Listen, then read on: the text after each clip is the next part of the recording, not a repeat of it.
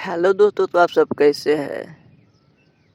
दोस्तों मैं फिर से आ चुका हूँ आप सबके बीच बहुत ही ज़बरदस्त एक ट्रैक सॉन्ग लेकर, जो कि नीलकमल सिंह का है, सियान भैलू। तो उसी ट्रैक पे है, ड्यूट सॉन्ग है। तो चलिए टाइम को बर्बाद को तो मुखरा को शुरू करते हैं। लाली लगाइले मर्डर कराइले, चढ़ल जवानी के जलवा दिखाइले।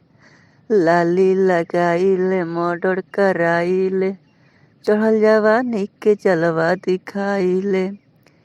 केतना के दिल धड़कवले बाड़ू, केतना के दिल धड़कवले बाड़ू।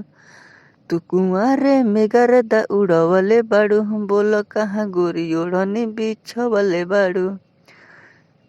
तू कुंवारे में गर्दा उड़वले बाड़ू, हम बोल कहाँ गोरी ओढ़नी बिछवले बाड़ू। इसके बाद अंतरा है, तो चलिए सुनाते हैं।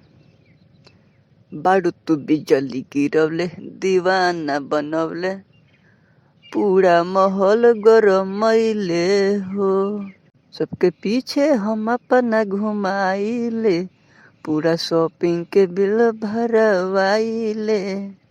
केतना के पागल बनवले बाड़ू, केतना के पागल बनवले बाड़ू। तू गुआरे में गर्दा उड़वले बाड़ू, बोल कहाँ गोरी ओढ़नी बिछवले बाड़ू। बोल कहाँ गोरी ओढ़नी बिछवले बाड़ू। इसके बाद लास्ट अंतरा, तो चलिए सुनाते हैं। ओढ़नी में लागल बाटे माटी, भइल कहाँ पाटी, घूमेलू आधी राती हो। हमर काम में बाटे लेनी तेनी के, राइटर माही डेनी ने।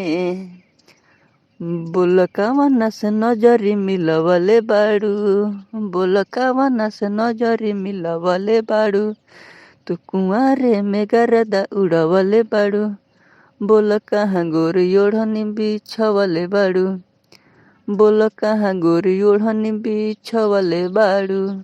तो दोस्तों यह सॉन्ग कैसा लगा? फुल फ्री सॉन्ग है, कोई भी गा सकता है। मिलते हैं नेक्स्ट फिल्म, तब तक के लिए बाय बाय।